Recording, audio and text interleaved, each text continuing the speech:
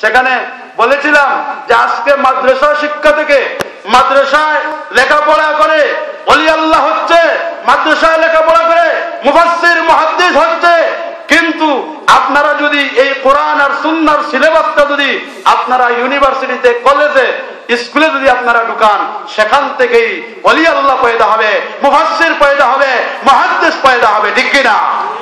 তাহলে শিক্ষা ব্যবস্থার যে ত্রুটি এটাই ছড়াতে হবে। আমরা আমাদের মূল পরিচয় হলো আমরা মুসলমান। বলুন আমরা আমাদের পরিচয় কি? আমরা মুসলমান। আমি যে এখানে বলছি, এখানে যদি কোনো দলকে ইন্ডিকেট করে, কোনো মানুষকে অবজ্ঞা করে যদি আমি একটা কথা বলে থাকি, আল্লাহ আমাকে ধরবেন। কারণ আল্লাহর নবীকে আল্লাহ বলেছেন লাস্তা আলাইহিম বিমুসাইতির ইল্লা মান তাওয়াল্লা ওয়া কাফার।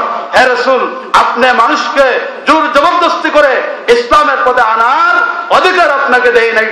ফাযাক্কির ফাইন্না যিকরা তানফাউল মুমিনিন। আপনি মানুষদেরকে উপদেশ দিন, নসিহত করুন। উদউ ইলা সাবিলি রাব্বিকা বিল হিকমাতি ওয়াল মাউইযাতিল হাসানা ওয়াজাদিলহুম বিল্লাতী হিয়া আহসান।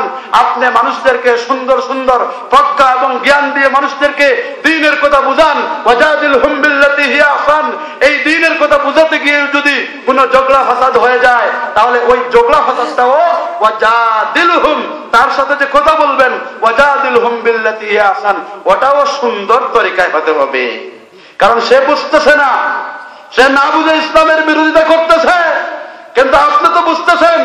সুতরাং সে না বুঝার কারণে করতেছে, তাকে সময় দিতে হবে, সুযোগ দিতে হবে, তার পিছনে আপনার মেহনত লাগাতে হবে, চেষ্টা লাগাতে হবে, শ্রম লাগাতে হবে, তাকে জাহান্নামের পথ থেকে আপনি বেরিয়ে নিয়ে আসতে হবে, সবর করতে হবে, ধৈর্য করতে হবে। কিন্তু তাকে কোন দলকে ইন্ডিকেট করে কোন কটুবাক্য কথা বলার অধিকার ইসলাম দেয় নাই, ঠিক কিনা? এর নামই হলো ইসলাম। ইসলাম আর সিলমুন থেকে, ইসলাম কি সিলমুন থেকে এসেছে। সিলমুন শব্দের অর্থ হলো শান্তি, ইসলাম হলো শান্তি। সুতরাং শান্তির বার্তা মানুষের কাছে পৌঁছাতে হলে প্রজ্ঞা এবং জ্ঞান এবং সুন্দর কথা দিয়া আপনি পৌঁছাইতে হবে, ঠিক কিনা? আল্লাহ বলেন ওয়াকুলু লিন্নাসি হুসনা। মানুষের সাথে যখন কথা বলবে, সুন্দর করে কথা বলবে, হিকমত দিয়ে, প্রজ্ঞা দিয়ে, কৌশল দিয়ে সুন্দর করে মানুষকে দ্বীনের পথে নিয়ে আসতে হবে, ঠিক কিনা? সুতরাং দল এটা একটা ব্যক্তিগত ব্যাপার। এখানে বিভিন্ন দলের লোক আসতে পারেন, বিভিন্ন দল করতে পারেন, এটা মূল সমস্যা নয়। মূল সমস্যা হলো আমাদের রব একজন আল্লাহ, আমাদের কোরআন একটা, এটার আমরা অনুসারী। আমাদের নবী বিশ্ব নবী রাহমাতুল লিল আলামিন। এই তিনটা কিতাবের সিলেবাসের ভিত্তিতে যদি আমার ব্যক্তি চলে, আমার রাষ্ট্র চলে, আমার সমাজ চলে, আমার পরিবার চলে, তাহলে এই সমাজের মধ্যে আল্লাহর রহমত, বরকত, শান্তি অবতীর্ণ হবে, ঠিক কিনা? কিন্তু এই তিন জিনিসের জ্ঞানের বহির্ভূত যদি আপনারা অন্য কোন পথ মত অবলম্বন করেন, তাহলে শান্তি আসবে না গজব আসবে? গজব আসবে। তো সেই গজবের প্রতিবাদ করাই হলো আপনাকে জাহান্নাম থেকে বাঁচানো। সেই গজবের প্রতিবাদ করা মানে আপনার সাথে দুশ্মনী নয়, ঠিক কিনা? কিন্তু আজকে দেখা গেছে হক কথাগুলো বললে অন্যরা দুশ্মনী মনে করে যে উনি রাজনীতিকতা বলতেছে, আমাদের দুশ্মন হয়ে গেছে। আসলে তো দুশ্মন নয়। আল্লাহ বলছেন কু আনফুসিকুম ওয়া আহলিকুম নারা। নিজে জাহান্নামের আগুন থেকে বাঁচুন, আপনার জাতিকে বাঁচান, সমাজকে বাঁচান। তাহলে সমাজকে যদি জাহান্নামের পথ থেকে যদি বাঁচাতে চান, তাহলে জাহান্নামের পথগুলো চিনাইয়া দিতে হবে না? এই চিনাইয়া দিতে গিয়া অনেকে আমাদেরকে দুশ্মন ভাবে। আসলে ইসলাম শান্তির ধর্ম। সেই শান্তির ধর্ম আমরা শান্তি প্রিয়ভাবে, সুন্দরভাবে মানুষের সামনে পৌঁছাতে চাই। আমাদের কারো ব্যাপারে আমাদের কোনো শত্রুতা নাই, সব আমাদের বন্ধু, সব আমরা মুসলমান, এক আল্লাহর গোলাম, এক নবীর উম্মত, এক কোরআনের অনুসারী। আল্লাহ রাব্বুল আলামিন গোটা মুসলিম উম্মাহকে এক আর নেক বানিয়ে দেন, বলুন আমিন। আমার বন্ধুগণ, আমি বলতেছিলাম যে কোরআনের উদ্দেশ্য আমরা বুঝলাম। এখন যদি আমরা কোরআনকে প্রশ্ন করি, কোরআন বুঝলাম, তোমার উদ্দেশ্য খুবই চমৎকার, তোমার উদ্দেশ্য খুবই ভালো, তোমার ডিটারমিনেশন খুবই ভালো। তুমি মানুষকে আলো দেখাতে চাও, অন্ধকার থেকে মানুষদেরকে বের করে নিয়ে আলো দেখাতে চাও, জান্নাতের পথ দেখাতে চাও, সিরাতাল মুস্তাকিম দেখাতে চাও, হেদায়েতের পথ দেখাতে চাও। তুমি খুবই চমৎকার, খুবই ভালো। এ কোরআন আমরা সামাজিক জীব, ম্যান ইজ অ্যানিমেল, আমরা তো সামাজিক জীব। আমাদের রাজনীতি করা লাগে, আমাদের অর্থনীতি করা লাগে, আমাদের সমাজনীতি করা লাগে, আমাদের পারিবারিক নীতি আছে। সব নীতিগুলো তোমার মধ্যে আছে নাকি? কোরআন তার জবাব দিতে পারবে কি পারবে না? কোরআন সুস্পষ্ট ভাবে জবাব দেয়, ওয়ানাজ্জালনা আলাইকাল কিতাবা তিবয়ানাল লিকুল্লি শাই। অন্যত্র আল্লাহ বলেন, মা ফাররাতনা ফিল কিতাবি মিন শাই। সুবহানাল্লাহ।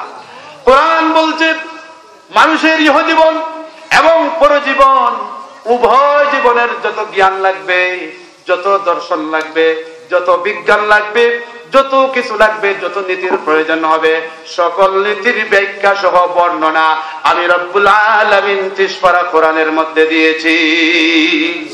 সুবহানাল্লাহ। সকল সমস্যার সমাধান দিতে পারে আল কোরআন। এই কোরআনের মধ্যে যে সব কিছুর ব্যাখ্যা বিশ্লেষণ আছে, একটু আপনাদেরকে দুই একটা উদাহরণ দিলে বুঝে আসবে।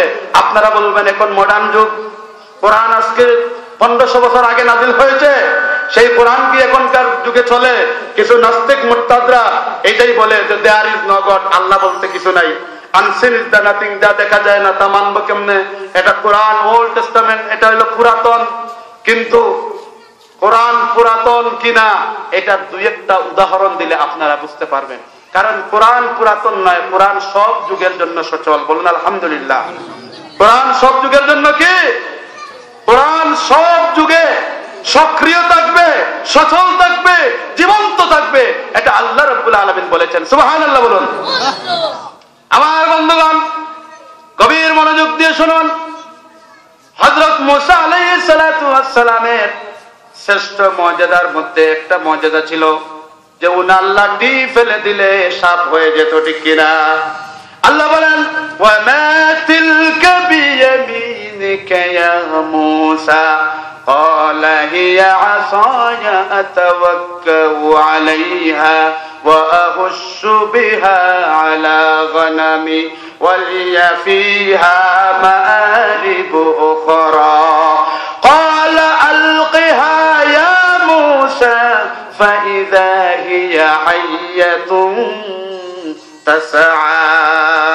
মুসা আলাইহিস সালাতু ওয়াস সালামের লাঠির একটা গুণ ছিল, সেই গুণ লাঠিটা ছেড়ে দিলে কি হয়ে যাইত? সাপ হয়ে যাইত। কিন্তু আমার বন্ধুগণ, গভীর মনোযোগ দিয়ে কথাগুলো উপলব্ধি করুন। মুসা আলাইহিস সালাতু ওয়াস সালাম বিদায় হয়ে গেছেন, কিন্তু তার শ্রেষ্ঠ মর্যাদা এখন আসেনি, এখন নাই। এখন কি আপনারা লাঠি ফেলে দিলে মুসা আলাইহিস সালামের অনুসারী ইহুদি খ্রিস্টানেরা যদি এখন লাঠি ছেড়ে দেয় তাহলে সাপ হবে কি? হবে না। মুসা আলাইহিস সালাতু ওয়াস সালাম চলে গেলেন, সাথে তার মর্যাদাও বিদায় হয়ে গেল, মর্যাদাও চলে গেল। এখন আসুন হযরত দাউদ